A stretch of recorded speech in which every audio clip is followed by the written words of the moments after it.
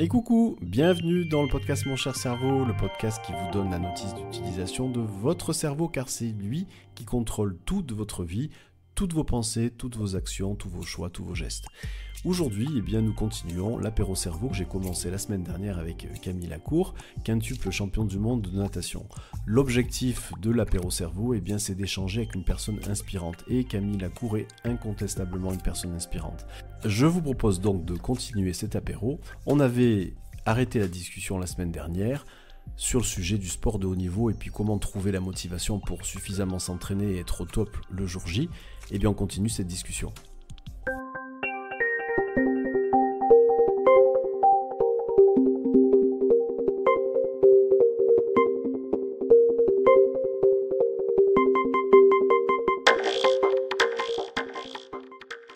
Et d'ailleurs, justement par rapport à ça, moi je me souviens aussi de l'importance aussi de la posture, parce qu'en fait, l'importance du comportement, de la posture, finalement dans la chambre d'appel, qui est juste le lieu juste avant la compétition, tu m'avais dit, et ça, qu'on le dise ou pas, mais c'est un rapport direct avec le cerveau, puisque de toute façon, c'est des hommes qui sont au même endroit, qui se jaugent en termes on va dire, de confiance en soi, on va dire, c'est presque ça juste avant de partir. Et tu m'as toujours dit, oui, bah là, souvent, celui qui gagne, on le voit déjà quasiment dans la chambre d'appel, quoi. Tu peux m'en dire un peu plus là-dessus, en dire un peu plus là-dessus. Ouais. Bah, la chambre d'appel, c'est le dernier moment avant la course. Et en fait, c'est une petite kitchenette où il y a 8 chaises, les 8 finalistes, et on sait que dans ces 8, il y aura un gagnant et 7 perdants. Et ça me fait penser un peu à la pesée aujourd'hui dans les sports de combat. Ouais. Et quand on voit la pesée, des fois on en voit qui provoquent, qui mettent le poing sur le menton de son adversaire. Et des fois on voit des athlètes qui sont super sereins, qui regardent l'autre en train de faire le fanfaron. Et on les sent dans la zone, quoi. On sait qu'ils ont fait le job. Alors ça ne veut pas dire qu'ils vont gagner, mais en tout cas, ça c'est quelque chose dont moi je me suis inspiré. C'est-à-dire que je me disais, alors il faut toujours qu'il y ait le travail derrière, parce que s'il n'y a pas le travail, on ne peut pas se mentir. Mais par contre, si j'ai bossé, quand j'arrivais, il fallait que les autres captent qu'à la pesée, j'étais plus fort qu'eux. C'est-à-dire que je marchais très droit, je marchais à mon rythme. Quand je voyais que ça marchait très doucement, je marchais vite. Quand je voyais que ça marchait très vite, je marchais doucement. C'est des choses qui n'impactaient pas forcément les autres niveau conscient. Je ne suis même pas sûr que ça les impactait niveau inconscient. Mais par contre, moi, ça m'impactait en positif, en disant, ils savent. Ce qui n'est pas forcément vrai. Mais au moins, toi, tu disais ça. Moi, ça me mettait une force en plus. Et en fait, toutes ces petites forces en plus, cumulées, à un moment donné, je crois qu'il savait. En fait, alors il savait, il se disait pas, il est imbattable. Mais par contre, il se disait, il est solide. Le mec, si on va aller le chercher, ça va être compliqué. Et puis, je sais qu'il y a des adversaires avec qui j'ai eu la chance de nager toute ma carrière qui avaient un vrai instinct, un vrai complexe d'infériorité par rapport à moi. Qu'ils n'ont jamais forcément avoué, mais que moi je chantais à la chambre d'appel. C'est des petites phrases, et puis je peux le citer, c'est Jérémy Stravus, mon meilleur ennemi pendant toute ma carrière, avec qui on a été champion du monde ex aequo en 2011.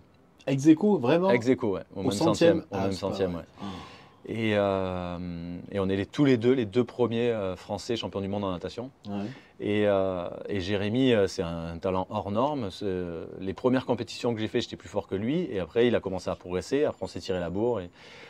Et quand on arrivait en chambre d'appel, parce que c'est là où moi, je commençais à m'autoriser à rentrer dans le cerveau des gens. C'est-à-dire qu'avant, je me disais, il y a le respect, on ne peut pas à l'échauffement, sur le coin France en plus, parce qu'on était tout le temps ensemble. Je me disais, ce serait irrespectueux de le faire. Donc, on restait chacun dans son coin. C'était très cordial à table, sur les réunions et tout ça. Et dès qu'on arrivait en chambre d'appel, il n'y avait plus de Français, quoi. Là, on était vraiment deux adversaires et on jouait là-dessus. Et c'était des petites phrases genre j'espère que tu vas profiter de ma Marseillaise. Il faut que tu sois avec moi sur le podium pour ma Marseillaise. Et en fait, toutes ces petites phrases, c'était vraiment de la perversion narcissique, quoi. C'était horrible, volontaire en plus. Et je sais que quand on fait champion du monde ex aequo, ce jour-là, il est beaucoup plus fort que moi. Et sauf que il en a d'une pas conscience et puis il ne l'imagine même pas. C'est lui qui me fait sortir de mes retranchements pour aller chercher cette course-là. Donc voilà, c'est aussi quelque chose d'important de vraiment y croire et d'essayer de le dégager aux autres. Ça marche dans le pro aussi. Si à un moment donné, on est sûr de son dossier et qu'on est vraiment persuadé qu'on est meilleur que les autres, dans notre attitude, ça se ressent, dans la façon dont on va représenter le projet, ça se ressent, il n'y a pas d'hésitation. Enfin, quand on connaît tout sur le bout des doigts, c'est facile, quoi.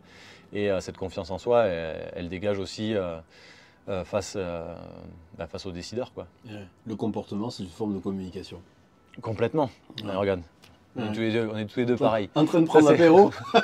Non, mais même moi, ce que j'ai adoré avec Tom, ça fait quelques années qu'on se connaît maintenant, c'est aussi comment on arrive à rentrer dans une discussion juste par rapport au comportement. C'est-à-dire que quand il y a un écart et que les gens ont les bras croisés, si on croise les bras, direct, ça enlève une certaine distance. Ouais. Quand on voit qu'ils décroisent les bras, ou alors on décroise les bras, et si on voit qu'ils ne décroisent pas encore les bras, c'est pas encore temps, donc il faut continuer.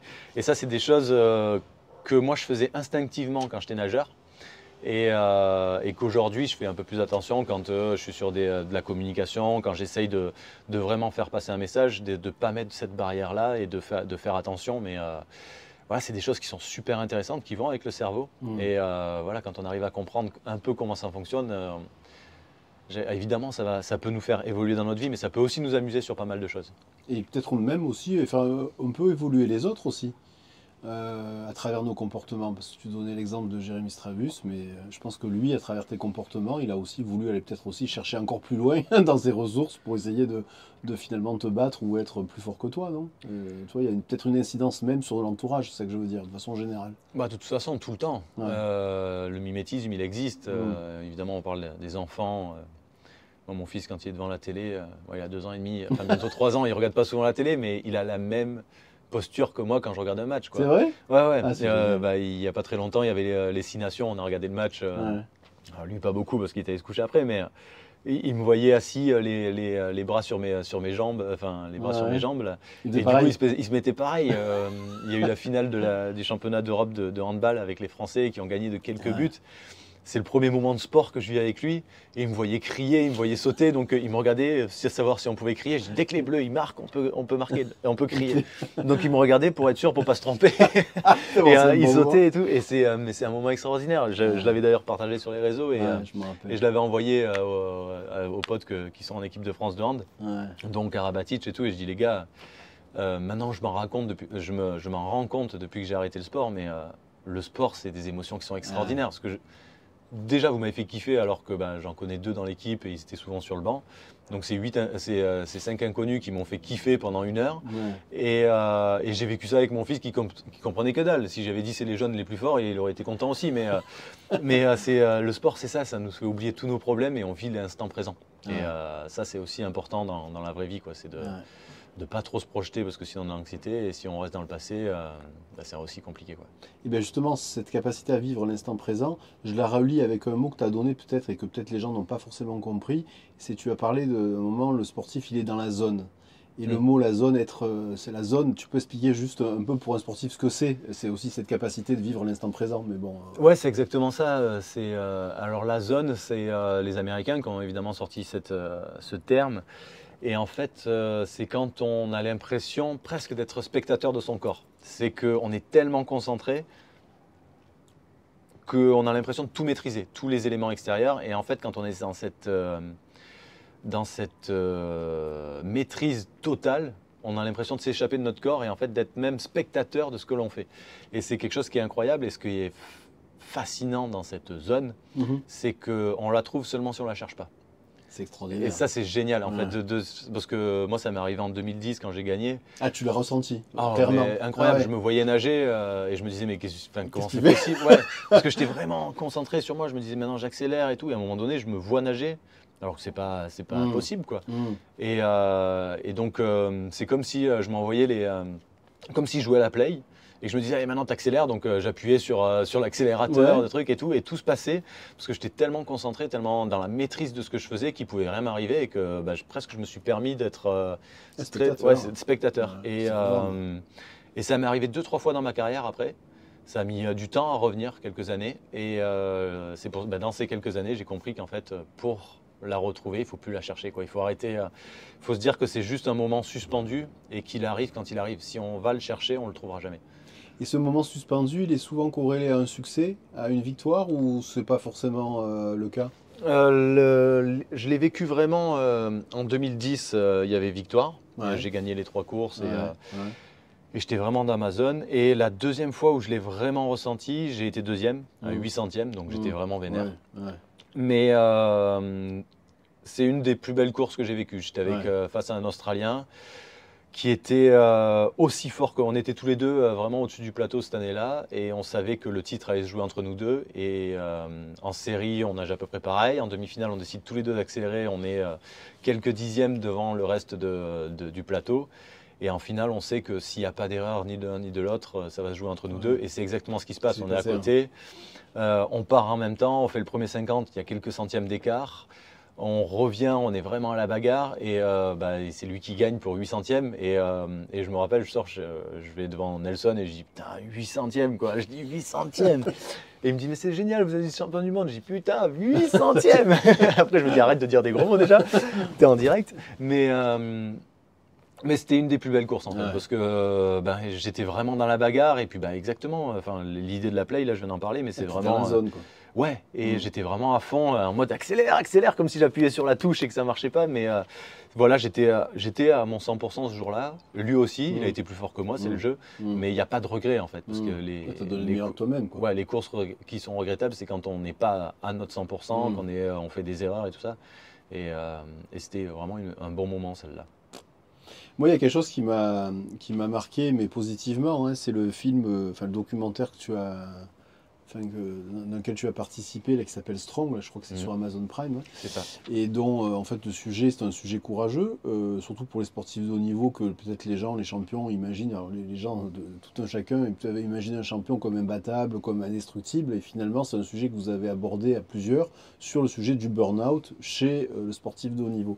Et comme c'est un sujet forcément qui occupe le quotidien, on va dire en ce moment, c'est vrai que votre parole et vos témoignages, ils ont été vraiment inspirants, j'imagine, pour énormément de gens qui ne sont pas sportifs de haut niveau et qui connaissent le burn-out, parce que peut-être que ces gens-là s'imaginaient que un champion, c'était pas du tout soumis à ce type de problématique.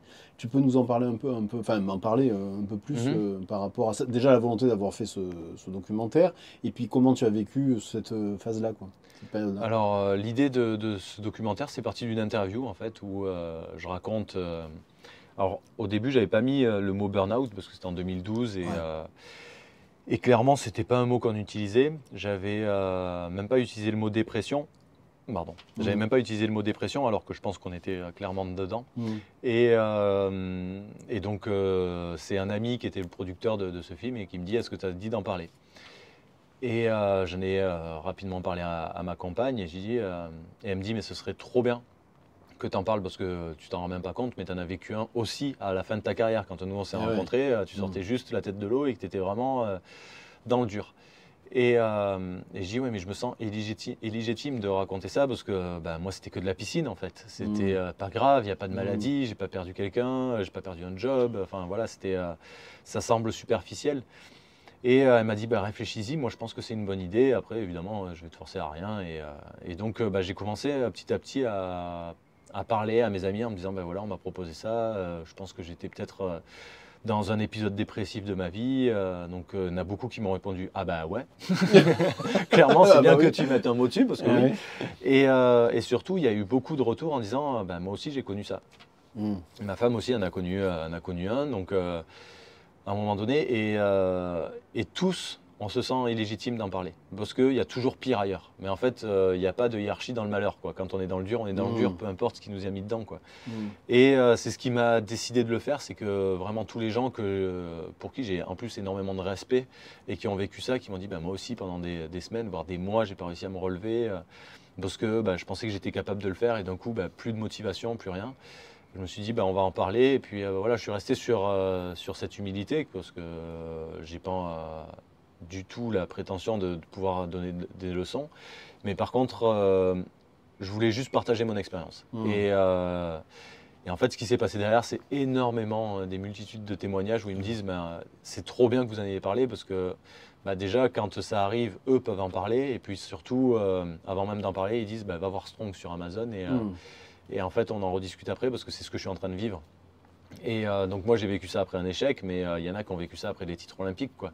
Donc c'est pour dire que quelqu'un qui vit une dépression après un titre olympique, on a envie de se dire mais il est complètement fou. Ouais. Bien sûr, il a réussi à atteindre son rêve, mais en fait, c'est même pas ça. C'est que, bien sûr, il a atteint son rêve et après. En fait, il arrive. Enfin, j'aime bien, on va reprendre l'Himalaya, mais champion olympique, c'est tout en haut de l'Everest. On est le plus haut du monde. Et quoi qu'il arrive, quand on fait le premier pas, on va redescendre. Et en ça, on s'y attend pas en fait. On est tout en haut, on a envie d'y rester tout en haut. Mais sauf qu'on est obligé de redescendre pour pouvoir se refixer à notre objectif, pour aller plus loin, plus haut, plus vite. Mais voilà, c'est juste essayer d'en parler et de se dire que ça arrive et qu'on peut s'en sortir et on peut même devenir plus fort après. Ouais, c'est énorme comme témoignage. Ça a dû inspirer énormément de gens et pas forcément que des sportifs aussi. Non, c'était justement l'idée en fait. C'était que les sportifs évidemment puissent l'écouter, mais c'était que nous, on a excellé dans un domaine qui est le sport, mais en fait, ça marche dans tous les domaines. Il n'y a pas, j'ai une amie qui travaillait dans la banque, qui était un élément vraiment solide, et donc on lui donnait du boulot, et d'un coup, du jour au lendemain, elle ne pouvait pas se relever, elle a perdu 15 kilos en un mois, et en fait, elle ne savait pas ce qui y arrivait, c'est juste que on lui a donné tellement de poids qu'en fait, au lieu de plier parce qu'elle voulait être solide, ça a cassé. Et en fait, avant de réparer quelque chose qui se casse, c'est beaucoup plus long que de plier, quoi. Et qu'est-ce que tu dirais aux gens qui justement pour les aider à se reconstruire dans des moments pareils? Je leur dirais de se reconcentrer sur le moment présent déjà. Bon, déjà, il faut un temps. Pour moi, en tout cas, moi, ce que j'ai ressenti, c'est que à un moment donné, on a aussi le droit de lâcher un peu et voilà, si le bambou il vient de casser, il faut du temps avant qu'il se reconstruise. Donc, essayons de le fixer à un moment donné. On a le droit d'être malheureux aussi, on a le droit de lâcher un petit peu de prise. Et quand on se sent un petit peu plus léger, même si on est encore au fond du trou, se refixer des petits objectifs. Parce que moi, ça m'est arrivé en 2012 et la première réaction que j'ai, en tant que sportif de haut niveau, en tant que champion, je me dis, dans 4 ans, je gagne. Et quand je rentre chez moi et que je suis au fond du trou et que je me dis non, je ne peux pas accepter d'être aussi malheureux, c'est juste la piscine, dans 4 ans je gagne. Puis passe une semaine, je me dis bon, j'ai le droit un peu d'être malheureux, et une semaine après je dis allez, maintenant on se relève, dans 4 ans je gagne.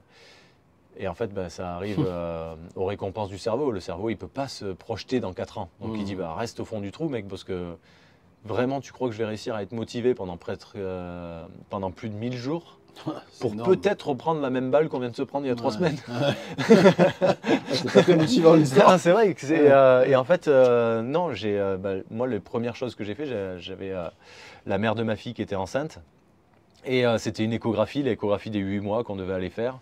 Et je me suis dit, je me lève à 9h30. Ça n'a pas l'air fou comme objectif, hein, mais à cette époque-là, j'arrivais pas à m'endormir tôt, donc je me levais très tard. Et je me dis, je me lève à 9h30, je prends une douche, je me rase, parce que j'avais une beubare dégueulasse. Et en fait, d'avoir fait ces 3 petits trucs, le deuxième jour, je suis allé chercher le pain. Un truc que je n'étais pas ressorti de chez moi, où les choses que je faisais, je les faisais où j'étais encore spectateur de moi. Moi, j'étais le malheureux et puis mon corps faisait les choses un peu systématiquement. Et là, je suis allé chercher le pain où j'étais vraiment présent. J'étais content d'être à la boulangerie, j'étais content de prendre des pains au choc pour la mère de ma fille qui allait bientôt accoucher. Et en fait, ces tout petits objectifs m'ont permis de me relever gentiment. Et très très vite, en vérité, je me suis dit j'ai envie de retourner dans la piscine. Et là, je me suis dit non, je vais attendre encore. Je vais attendre d'être sûr d'être totalement reconstruit. Et entre-temps, il y a eu les championnats de France, les championnats d'Europe en petit bassin, donc l'équivalent de l'indoor en athlétisme. Je perds 2 records de France que Jérémy gagne. Et là, je suis en lion en cage devant ma télé. Parce qu'en plus, devant la télé, lui, il a l'impression de s'émanciper. J'y en veux pas du tout. Hein. C'est le jeu. Il dit c'est normal, c'est moi le meilleur. C'est normal que je récupère ces records de France. Et moi, je suis devant ma télé, je suis là, j'ai envie de devenir ouf. Et là, j'étais déjà papa. Et à ce moment-là, je me dis, je m'étais fixé le 4 janvier pour revenir à la piscine. J'attends vraiment le 4 janvier. Et donc, il me restait encore 3 semaines. Et je me disais, pendant 3 semaines, je ne fais même pas de sport. En fait, j'attends vraiment. Et là, dès que j'aurai le 4 janvier, j'aurai vraiment les dents qui touchent le parquet. Et on sera prêt à en découdre, quoi. Et 6 mois après, je suis champion du monde sur le 50 mètres d'eau à Barcelone. Double d'ailleurs, parce qu'on fait le relais aussi. C'est énorme comme histoire. C'est énorme. Ouais, c'est pour montrer aussi que on peut toucher le fond et se relever, de revenir plus fort. Parce qu'en plus, après, on sait qu'on a des failles, qu'on n'est pas incassable, on y fait attention, donc on s'écoute un petit peu plus et on ne s'oublie pas. Mais bon, je vous conseille de lire fournisseur officiel de cerveau, du bonheur, pardon. C'est votre cerveau, fournisseur officiel du bonheur. Il y a beaucoup d'anecdotes comme ça. Tu en parles. Ce qui est intéressant, c'est que tu parles de toi, mais sans rentrer dans les détails. Donc en fait, c'est pas une autobiographie, mais tout le monde, par rapport aux phases que tu as vécues, on peut coller un moment de notre vie. Ouais, et s'identifier. Voilà. Je t'ai présenté quelques-uns de mes amis, dont je suis sûr qu'ils sont en train de flirter avec ce moment-là, et je leur ai directement conseillé le livre et je leur ai envoyé, enfin tu leur as fait envoyer un. Donc c'est des vrais dips. Je me rappelle quand j'allais être papa, j'étais un peu en panique, comme tous les futurs papas. Et une de mes connaissances, même pas un ami, qui m'a dit, moi il y a quelque chose qui m'a sauvé, c'est devenir papa pour les nuls. Et donc il me l'a envoyé. Et en fait, c'était vulgariser tout ce qui se passe, parce que c'est vrai qu'on nous file souvent des pavés, comment est l'embryon à 18 semaines, on n'en a rien à cirer, nous les hommes, enfin, c'est un peu sexiste ce que je dis, mais c'est vrai qu'on n'est pas là-dedans, parce que, en tout cas, moi, les 2 grossesses que j'ai vécues avec les 2 femmes que j'ai vécu des grossesses, elles étaient vraiment sur, là j'ai une orange, il est comme ça, il y a ça qui pousse et tout. Et vu que moi je ne l'avais pas dans mon ventre, j'étais vraiment l'homme le plus heureux du monde de devenir ou de redevenir papa. Mais c'est pas quelque chose qui me parlait, quoi. Et en fait, sur devenir papa pour les nuls, c'est vraiment plus tourné mentalité masculine, avec des faits, des choses à gérer, des peurs qu'on n'ose pas parler même à nos amis. Et c'est des tabous qui sont coupés de façon assez rigolote. Et en fait, donc ce livre m'a beaucoup aidé pendant la paternité, et ce livre peut vraiment aider dans la vie, et je le pense sérieusement. C'est pas parce que je suis là et je suis pas payé pour dire ça. Je sais que voilà, vraiment c'est quelque chose que je vais envoyer à énormément de personnes, parce que c'est important d'avoir aussi des notices pour le cerveau. Moi, il y a vraiment quelque chose dans ton parcours qui m'a vraiment surpris, mais dans le sens positif du terme. Peut-être même plus que cette histoire de burn-out, c'est ce problème que tu as eu à la hanche, qui t'a obligé d'arrêter, et puis tu es revenu encore à un niveau d'excellence. Tu peux juste en parler, parce que peut-être même, à contrario des pronostics que pouvaient te donner les médecins. Alors, je fais un parallèle avec ce que moi j'ai vécu. Alors moi, je n'ai pas été champion du monde suite à ça, mais c'est juste que les médecins me disaient tu as un an pour marcher, voilà, et ça s'est pas passé comme ça finalement, et grâce à mon cerveau. Alors peut-être que tu peux peut-être aussi un peu en parler. Alors non, j'ai pas eu... Je crois pas que ce soit que grâce à mon cerveau. C'est vraiment les médecins qui ont fait un boulot énorme. La petite anecdote, c'est qu'une fois, je suis à Paris, je prends le train et j'ai un monsieur qui vient me voir, il me dit bonjour, je travaille à Lyon et je suis spécialiste de la hanche. Je dis ok, super, je vois pas le rapport. Et j'avais vu ce monsieur évidemment. Et il me dit je vous connais pas, mais je connais votre hanche. Et en fait, je sais que ma hanche a été un sujet d'étude dans toute la France, sur tous les spécialistes de la hanche. Et juste pour ça, ça a été une vraie chance. Et en fait, oui, j'avais une tumeur bénigne sur la hanche qui était vraiment minuscule. Et au départ, ils pensaient que c'était pas possible que ça me crée une douleur. Sauf que quand on est sur un sport d'intensité de haut niveau, ça crée un hématome qu'on voit pas sur les différents IRM et tout ça. Et donc, ils ont trouvé un remède qui a recalcifié la hanche. Et une fois que j'ai été soigné là-dessus, j'ai pu retourner au sport. Donc, c'est un peu la blessure, c'est ce qu'il y a de pire pour un sportif de haut niveau, parce que on ne sait pas l'attente. Enfin, on ne sait pas combien de temps on va devoir attendre. Et c'est un peu ce qu'on disait sur les objectifs à court, moyen et long terme pour avancer, pour se donner des bons becs. Là, en fait, on est en stand-by, on est en pause. Et surtout que ça appartient même pas. Mais c'est-à-dire qu'une fois que j'ai eu le médicament, je savais que j'avais 3 traitements, et à partir de là, j'ai commencé à renager un petit peu, à passer sans les jambes pour pas avoir mal. J'ai refait un peu de muscu, j'ai refait pas mal de choses. Mais ce moment où on est en pause, c'est horrible, quoi. C'est vraiment insupportable. Et une fois que j'ai eu le feu vert médical et que j'avais plus mal, surtout parce qu'en fait c'est vraiment la douleur qui me bloquait, là, c'est un peu comme après mon arrêt, après les jeux, quoi. J'arrive, j'ai les dents qui touchent le sol, j'ai envie, j'ai encore, je sais que ma route elle est pas encore finie, je sais pas jusqu'où ça va me mener, mais j'ai encore envie d'y retourner. Et donc on sait aussi la chance qu'on a de faire son sport. Et du coup, tu es arrivé à quel niveau là, juste après ça? Et donc ça c'était en 2013, fin 2013. Et non, c'était en 2014, pardon. C'était en 2014 que je suis parti en Australie. En 2013, j'ai fait 9 mois là-bas. Et en revenant d'Australie, j'ai commencé à avoir mal. Et en un mois, ça s'est vraiment aggravé. Donc j'ai pas pu assister au championnat d'Europe, j'ai pas pu aller défendre mes chances, et ensuite il a fallu 3 mois pour trouver le bon médicament. Et ensuite en 2015, en 2015, qu'est-ce que je fais en 2015 en 2015, c'est la course dont je parlais tout à l'heure, où je fais 2e au 100 mètres d'eau, je gagne le 50 mètres d'eau, et surtout je suis vraiment heureux d'être là, et le big smile, et j'arrive à retrouver cette zone. Ah ouais. Donc, et le kiff et la zone. Ouais, vraiment, je savais pourquoi j'étais là, quoi. Ouais. Et dernière question, le Camille Ménard de ces prochains mois, ces prochaines années, tu le vois comment? Je le vois auprès de ma femme et de mes enfants déjà. Ça, je sais que c'est les fondations de mon existence, et que sans eux, je serais jamais complet. Donc c'est déjà bon de le savoir. Je le vois entrepreneur aussi, parce que c'est quelque chose qui me plaît. Aujourd'hui, je suis très heureux dans les conférences, et c'est quelque chose qui me fait vraiment travailler sur moi-même et qui me plaît. Et puis j'ai plein d'opportunités autour des idées qui me viennent par rapport à des événements que je vis, à des moments de vie que je ressens, et je me dis mais là-dessus il y a quelque chose à faire, et donc j'essaye de m'entourer des bonnes personnes pour y aller, parce que moi j'ai pas forcément le temps, mais voilà, plein d'idées qui me trottent en tête, avec qui évidemment j'en parle beaucoup avec ma femme, parce que c'est mon garde-fou, hein. Je me dis oh là c'est de la merde, là c'est une bonne idée, vas-y. Et puis ces aventures, elles se vivent évidemment en famille, donc faut pas faire n'importe quoi, mais j'ai envie de me régaler. En fait, un peu comme dans le sport, quand je me suis dit on arrête de se cacher derrière les excuses, j'ai pas le temps, machin, j'ai les enfants, j'arrête maintenant, j'y vais, et puis on assume tout ce qui se passe, et puis on verra où ça nous mène, quoi. Et moi, je me dis que si ça peut me mener aussi loin qu'à la piscine, on sera bien, quoi. Ça sera cool. C'est génial. Bon, allez, on s'en refait une chin, et puis allez, écoute, merci pour tout en tout cas.